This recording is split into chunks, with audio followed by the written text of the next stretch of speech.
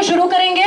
आप सभी साथियों से अपील करते हैं कि आप आगे आकर के बैठ जाएं और हम लोग इस मार्च को एक नियमित टाइम में बंद करने की कोशिश करेंगे।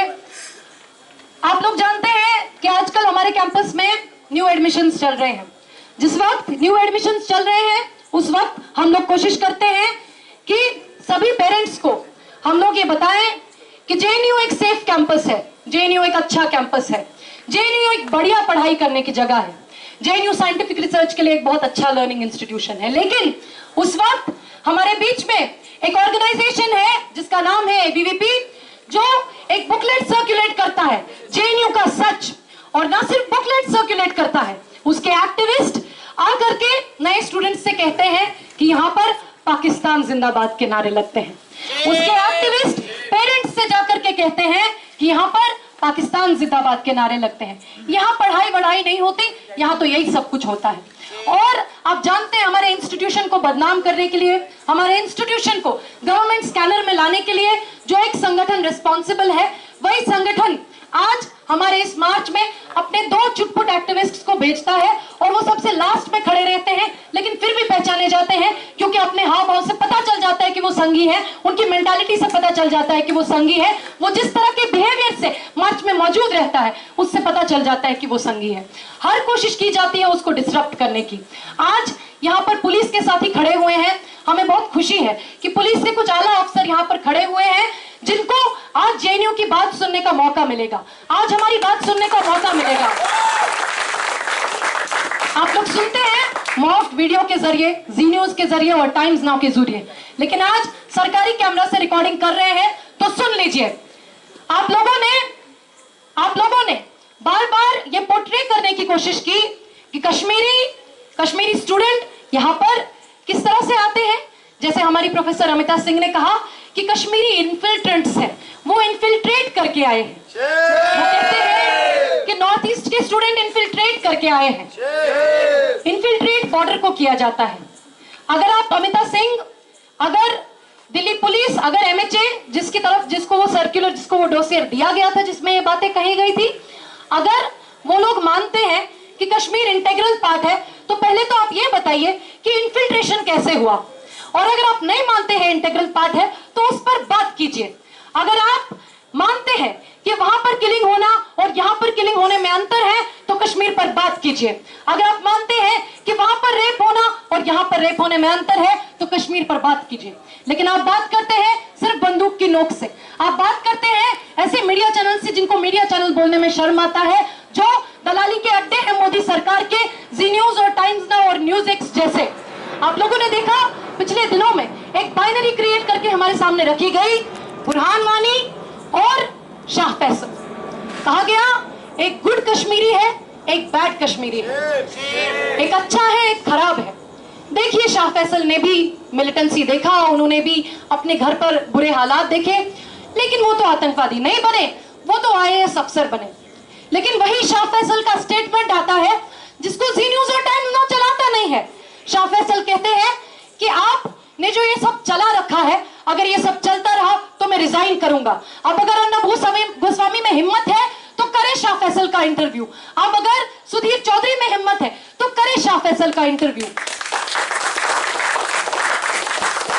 ठीक इसी तरह से साथियों एक और आईएएस की टॉपर रही शाह फैसल के अलावा, जिनका नाम था टीना डाबी, और जो एससी कम्युनिटी से आती है, उनके नाम पर 10-10 फेक प्रोफाइल बना करके उनके नाम पर झूठी बातें चलाई गई, एंटी अंबेडकराइट पोस्ट चलाए गए, एंटी रोहित वेमुला पोस्ट चलाए गए।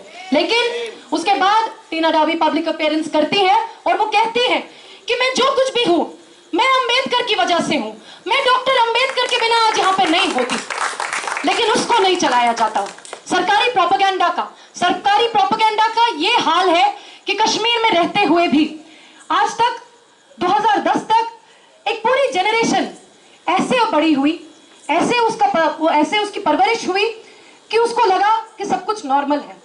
हम लोगों को बचपन में जनगण मन पढ़ाया जाता था, हम लोगों को बचपन में भारत का मैप ड्रॉ करना सिखाया जाता था, भारत का झंडा अलग अलग कलर्स में बनाना सिखाया जाता था, और हम लोग ये सब कुछ करते थे। हम लोगों से कहा जाता था सब कुछ नॉर्मल है। आपकी आंखों के सामने एनकाउंटर हो रहे हैं, आपकी आंखों के सामने आपके परिवार के लेकिन आपको कहा जाता था सब कुछ नॉर्मल है। ये नॉर्मल सी का प्रोपेगेंडा अब और नहीं चलेगा, क्योंकि अब भारत के कोने कोने से लोग कह रहे हैं कि आप ये कत्लेआम बंद कर दीजिए। आपके मीडिया बैन के बावजूद पूरे देश भर में रैलीज निकली।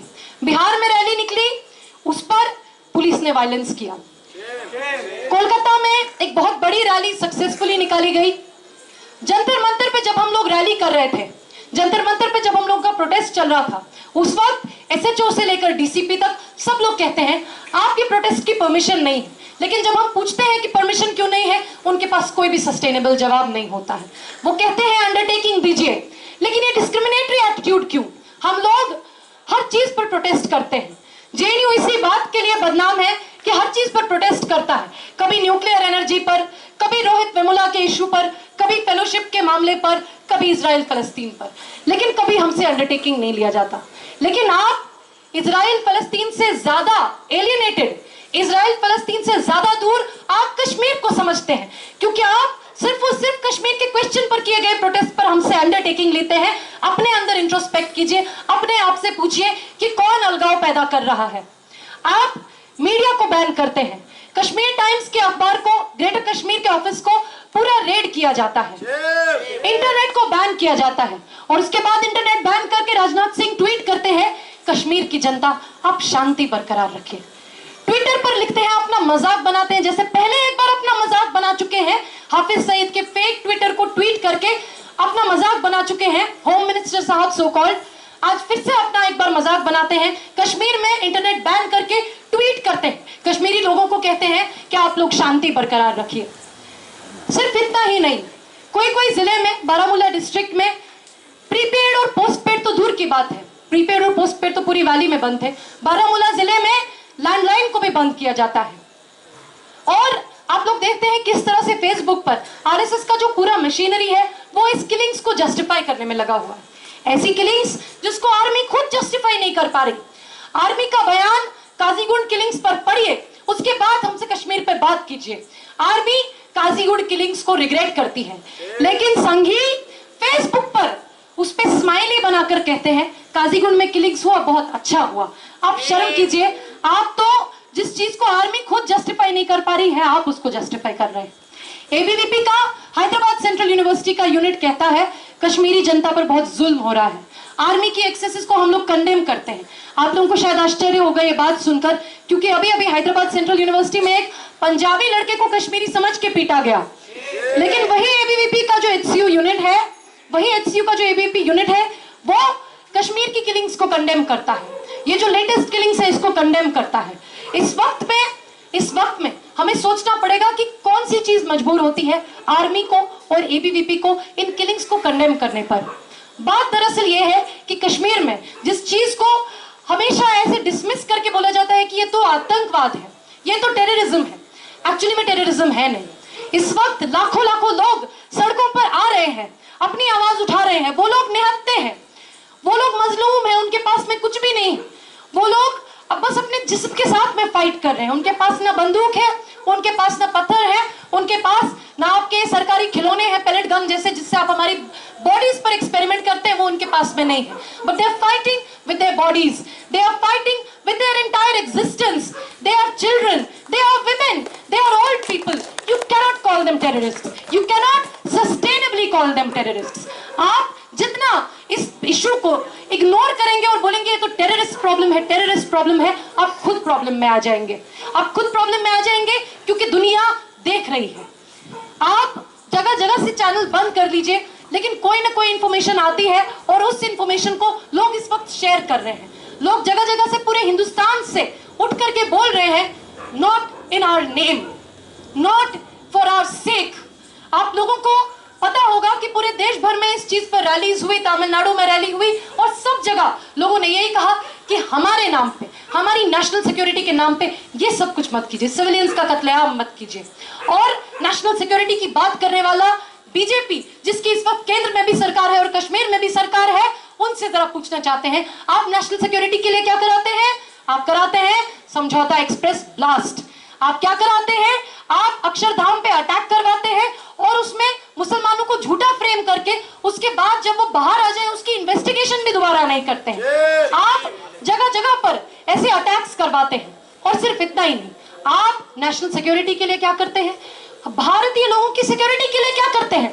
दंगा करवाते हैं, लोगों को आपस में मार काट कराते हैं, सभी ऑप्रेस्ड सेक्शंस को, दलितों को और मुसलमानों को, ओबीसी और दलितों को आपस में लड़ाते हैं दंगों में, और फिर उसके बाद नेशनल सिक्योरिटी की बात करते हैं। अगर आपको नेशनल सिक्योरिटी की इतनी चिंता है, जाकर के पूरे यूपी में दंगे का माहौल क्रिएट किया जा रहा है B4 राम मंदिर के ऊपर, जाकर के उसको रुकवाइए। जिसको नेशनल सिक्योरिटी की खबर हो, जिसको नेशनल सिक्योरिटी की फिक्र हो, वो पहले यूपी में हो रहे दंगे की तैयारी को बंद करवाएगा, उसके बाद में कश्मीर की बात करेगा।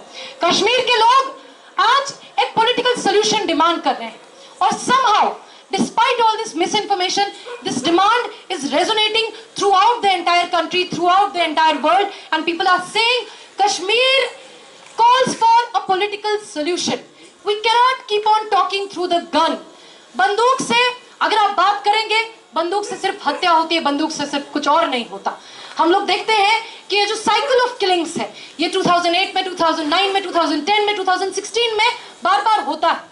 लेकिन ये क्यों होता है और ये क्यों होता रहेगा? अगर हम लोग इसको नहीं समझेंगे तो कश्मीर के लिए हमारा कोई भी कंसर्न झूठा है। ये किलिंग्स इसलिए हो रही है क्योंकि शुरुआत से अभी तक कश्मीरियों को बार बार पहले प्लेबिसिट प्रॉमिस किया गया, उसके बाद बात किया गया कि आपसे बात करेंगे, कश्मीरी मिलिटेंट्स को सरेंडर करवाया गया, उनसे कहा गया कि आपसे बात करेंगे, लेकिन कभी भी कोई भी जेन्युइन पीस बिल्डिंग प्रोसेस, कोई भी जेन्युइन पॉलिटिकल रेजोल्यूशन नहीं हुआ। और ये सिर्फ इस बात में नहीं है, पाकिस्तान के साथ में जो कश्मीर है, वहां पर इस अप्रैल में वहां के नौजवानों ने, कश्मीरी नौजवानों ने पाकिस्तानी सरकार के खिलाफ प्रोटेस्ट किया और कहा कि हमें ऑक्यूपाई करना बंद कीजिए और इस मसले का सियासी हल निकालिए। दोनों तरफ के कश्मीर से आज ये आवाज आ रही है कि इस इशू को जिंदा मत रखिए। लेकिन इस इशू को जिंदा कौन लोग रखना चाहते हैं? इस इशू को जिंदा वो लोग रखना चाहते हैं, नरेंद्र मोदी, राजनाथ सिंह और मनमोहन सिंह जैसे, जो लोग कश्मीर का पॉलिटिकल सोल्यूशन नहीं चाहते, जिनका कोई भी फैमिली मेंबर आर्मी में नहीं है। आज आर्मी के नाम पर बहुत कुछ हमसे बोला जाता है, कहा जाता है आर्मी के लोग मर रहे हैं। सही बात है, आर्मी के लोग मर रहे हैं, लेकिन वो एक आर्मी ऑफिसर वीर सिंह नाम का, जिसकी पांपोर में एक गन फाइट में हत्या हुई, वो जब अपने गांव में उसकी बॉडी ले जाई जाती है, उसको 10 बाय 10 फुट की जमीन नहीं मिलती उसका ब्यूरियल करने के लिए, क्योंकि वो निचली जाति का है। ये कंसर्न है आपका आर्मी के लिए, ये झूठा कंसर्न जाकर के अपनी जेब में रखिए, और हमसे बात करना है तो करेक्ट टर्म्स पे बात कीजिए। आर्मी के लोग क्यों मर रहे हैं? कौन उनको मरवा रहा है? क्या अर्नब गोस्वामी का कोई रिश्तेदार आर्मी में है? आर्मी में तो नहीं है, लेकिन हम लोग ये जरूर जानते हैं कि असम में है, जहां पर वो एमएलए बन गए हैं उनके चाचा अर्नब गोस्वामी के, बीजेपी से। ये बात हम लोग जरूर जानते हैं, लेकिन उनके आर्मी का उनका कोई रिश्तेदार आर्मी में नहीं है। नरेंद्र मोदी का कोई रिश्तेदार आर्मी में नहीं है, राजनाथ सिंह का कोई रिश्तेदार आर्मी में नहीं है। आर्मी में अगर जिसका भी रिश्तेदार होगा, आप लोगों ने देखा होगा पिछले दिनों 2-3 इस तरह की चिट्ठियां लिखी गई। These were written by army kids. These were written by people who have families in the army. And many people sitting here, I know, have parents and brothers and sisters in the army and are aspiring to go into the army. I know such people. उन लोगों ने कई बार ऐसी open letters लिखी और कहा कि civilian killings बंद कीजिए। आर्मी को किससे नुकसान है? आर्मी को नुकसान है प्रोलॉन्ग कॉन्फ्लिक्ट से। आज अगर आप लोग आंकड़े देखें, आर्मी के अपने आंकड़े देखें, by the armies own admission, more army man die by committing suicide due to depression than in combat. Combat में, गन फाइट में उतने लोगों की हत्या नहीं होती, उतने आर्मी मैन की हत्या नहीं होती, जितने लोगों की आर्मी में, जितने लोगों की सुसाइड करके उनकी मौत होती है। ये क्यों हो रहा है? क्यों आर्मी के लोग सुसाइड के चलते अपनी आत्महत्या कर रहे हैं? क्योंकि आपने एक प्रोलॉन्ग कॉन्फ्लिक्ट को पनपने दिया है। आप इस कॉन्फ्लिक्ट को जिंदा रखना चाहते हैं ताकि यूपी इलेक्शन जैसा मौका आए और आप उस मुद्दे को फिर से उठाएं, ताकि राम मंदिर के साथ साथ में कश्मीर का मुद्दा जोड़ करके आप लोग फ्रेंजी पैदा करें, पूरे देश भर में फ्रेंजी पैदा करें। आप लोग जानते हैं कि हमारे बीच में भी इतना सेंसरशिप पैदा कर दिया गया है कि एक मुद्दा जिस पर जेएनयू कैंपस में हर बार बात होती थी, कोई सेंसरशिप नहीं होता था, उस पर एक ऐसी साइलेंस एनफोर्स कर दी गई है कि कोई बात नहीं कर पाता। आप लोग देखते हैं कि कश्मीर का मुद्दा हर बार उस पर ओपनली बात होती थी, ओपनली उसको डिस्कस किया जाता था, लेकिन आज एक आतंक का माहौल है। आतंक किसने क्रिएट किया है? स्टेट ने क्रिएट किया है। आतंकवादी कौन है? स्टेट है, क्योंकि हमें बात नहीं करने दे रही, हमारी बात करने की आजादी को छीन रही है। हम लोग इस बात करने की आजादी को आज यहां से रिक्लेम करते हैं और आज हम लोग कश्मीर पे बात करेंगे। कहा जाता है कि आप कश्मीर के बारे में बात नहीं कर सकते, हम कश्मीर के बारे में बात नहीं कर सकते, लेकिन इंद्रेश कुमार जो समझौता ब्लास्ट अक्यूज्ड है, जो अभी आने वाले आरएसएस के सेमिनार में जेएनयू आ रहे हैं, वो कश्मीर पे बात कर सकते हैं, लेकिन हम कश्मीर पे बात नहीं कर सकते। आप में इतनी हिम्मत है तो जाकर के पहले उनको रोके, लेकिन उनको रोकेंगे नहीं। क्यों? क्योंकि वो मोदी भक्त है। वो मोदी भक्त है, इसलिए चाहे वो आतंकवाद कर ले, वो ब्लास्ट करा ले, वो कुछ करा ले, आप उनको कभी नहीं रोकेंगे। साथियों, खुद अगर हम आर्मी का अपना एडमिशन देखें तो कश्मीर में 1500 से ज्यादा मिलिटेंट एक्टिव नहीं है, और अगर हिजबुल मुजाहिदीन का हम लोग रिक्रूटमेंट देखें वो 400 से ज्यादा वहां पे नहीं है।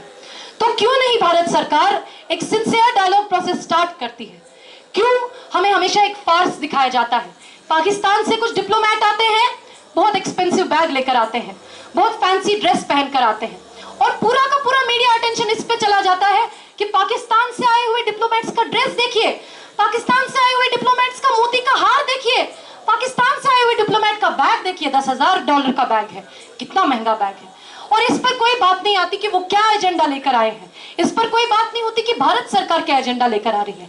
आज एक आखिरी बात, ये बात हमको कहनी पड़ेगी कि कश्मीरी लोगों को जब तक स्टेक होल्डर नहीं बनाया जाएगा पीस प्रोसेस में, कोई भी पीस प्रोसेस सफल नहीं हो सकती। आप जब तक कश्मीर के लोगों से बात नहीं करेंगे, जब तक अपना ये 5 स्टार होटल का ढोंग, डिप्लोमेटिक एनक्लेव का ढोंग नहीं छोड़ेंगे, कश्मीर के लोगों के साथ सिंसेरिटी के साथ में आप एंगेज नहीं करेंगे, तब तक कोई भी पीस प्रोसेस सक्सेसफुल नहीं हो सकती।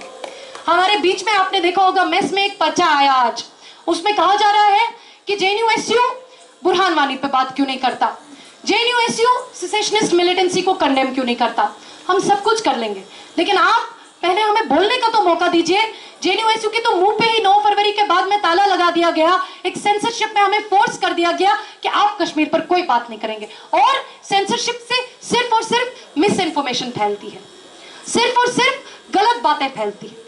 ये बोला जाता है पूरे देश भर में, एबीवीपी घूम घूम के बोल रहा है आज कि जेएनयू-एसयू पाकिस्तान जिंदाबाद के नारे लगाता है, लेकिन हम लोगों को अगर आप बोलने का मौका दें सर, हम लोगों से अगर आप सुनने का मौका ले, तो हम लोग कहेंगे कि अगर पाकिस्तान में महिलाओं के लिए बराबरी होती, अगर पाकिस्तान में अल्पसंख्यकों के लिए बराबरी होती, अगर पाकिस्तान में फ्रीडम ऑफ एक्सप्रेशन होता, तो हम लोग कहते पाकिस्तान जिंदाबाद, किसी और को कहने की जरूरत नहीं थी। अगर वो ऐसा देश होता जहां पर महिलाओं के लिए, अल्पसंख्यकों के लिए और ट्राइबल्स के लिए बराबरी होती, तो हम लोग पाकिस्तान जिंदाबाद कह देते। आपको वीडियो में डालने की जरूरत नहीं होती, जी न्यूज के सुधीर चौधरी को पाकिस्तान जिंदाबाद बोलने की जरूरत नहीं होती, तब हम लोग बोलते। लेकिन हम लोग पाकिस्तान का भी क्रिटिक करते हैं, हिंदुस्तान का भी क्रिटिक करते हैं, बांग्लादेश का भी क्रिटिक करते हैं, लेकिन हमें बोलने तो दीजिए। हमारे मुंह से जो गैग है उसको हटाइए, हमारी आवाजों को सुनिए, हमसे सुनिए, अनडॉक्टर्ड वीडियो में सुनिए, रॉ फुटेज में सुनिए, डॉक्टर्ड फुटेज में मत सुनिए कि हम लोग क्या बोल रहे हैं क्या नहीं बोल रहे हैं, क्योंकि वहां पर डॉक्टर्ड फुटेज में आधे से ज्यादा आवाजें सुधीर चौधरी की है और एबीवीपी वालों की है, हमारी नहीं है। आप अगर हमें बोलने का मौका दें तो हम लोग बोलेंगे कि हमारा बुरहान वानी पर क्या पोजीशन है, लेकिन आज हमारा पोजीशन सिर्फ इसलिए मांगा जाता है कि हमको जेल के अंदर डाला जाए। आज हमारा पोजीशन सिर्फ इसलिए पूछा जाता है कि हमारे ऊपर स्टेट रिप्रेशन किया जाए, लेकिन हम लोग बोलेंगे, हम लोग अपना पोजीशन रखेंगे और अपने कंफर्ट से रखेंगे, अपने फोरम में रखेंगे, अपने कैमरा के साथ रखेंगे, आपके स्टूडियो में जाकर के नहीं रखेंगे। हम लोग अपनी बात रखेंगे।